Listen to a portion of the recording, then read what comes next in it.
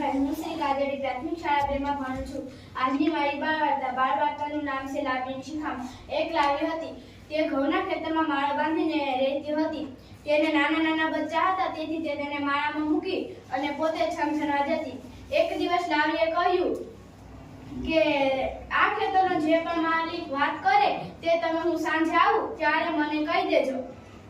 લાવણી સાંજે ઘરે આવી ત્યારે બચ્ચાએ કહ્યું, માં, આજે ખેડૂત કહેતો હતો કે કાલે પાડોશીઓ આવશે અને પાક લણી લેશે.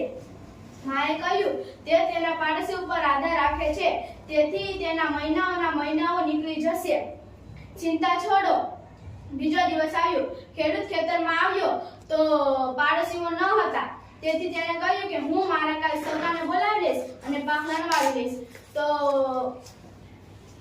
તો બીજા દિવસે લાવી આવી તો તેણે કહ્યું કે તે તેના સગા ઉપર આધાર રાખે છે, એટલે કાલે પાક લણાશે નહીં. તો ચિંતા છોડો. તો એમ દહાડતા નીકળતા જ ગયા. એક દિવસ